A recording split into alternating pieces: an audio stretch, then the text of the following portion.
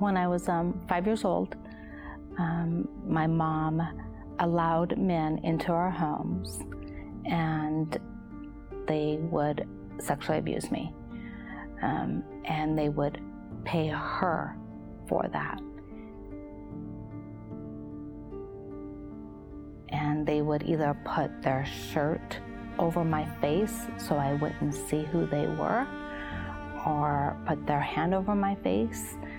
And at this point, I knew that this was done because my mom needed money, and it was all at her hands.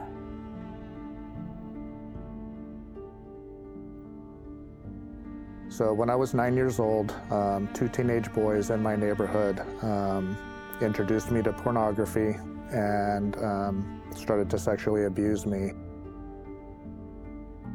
And the abuse lasted for about a year. And it was a crazy time in my life.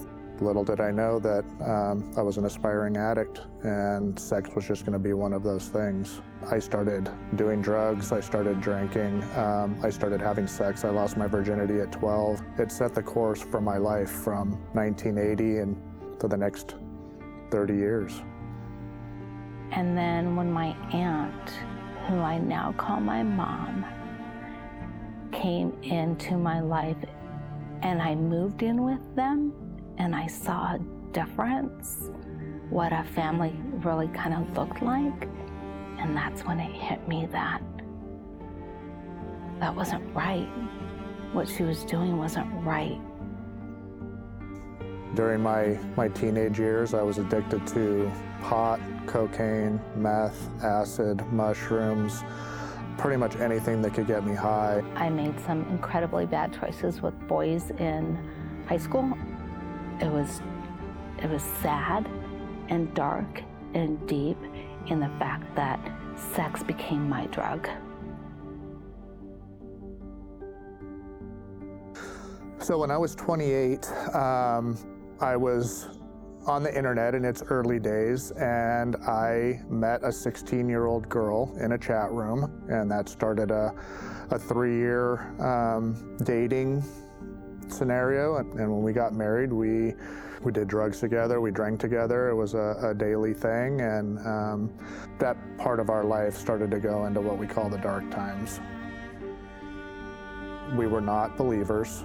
My wife started to seek God, so she started going around from church to church, kind of church shopping, trying to find a place to settle down. So we showed up to celebrate recovery, and we were still high, but we came back a couple more weeks, still high, and then I decided that I was done. I stopped drinking, I stopped drugging, really started taking the program seriously.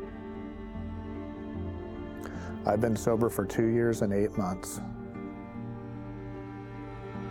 I ran into a very dear friend of mine and didn't recognize him because I knew that only by the grace of God that this man was changed. She said that she was having some struggles. Told her, you know, this is what I'm doing right now. I'm going to this thing called Celebrate Recovery. It's, you know, through the church, and it's changing my life. I walked through those doors and I never looked back. What happened to me wasn't okay. I tried to think that, I got counseling, I dealt with this, I told my story in churches, and I'm good. You're never good with something like this, and you should never be good with something like that. My life was full of dysfunction from a very young age, and I lived and I wallowed in that dysfunction. And it's by God's grace that I have a redeemed marriage. The one thing, if anybody can get out of my story from this point, is hope. It's okay to open up, and it's okay to be brave, and it's okay that there will be a time that it's scary, but behind it is so much hope and so much healing.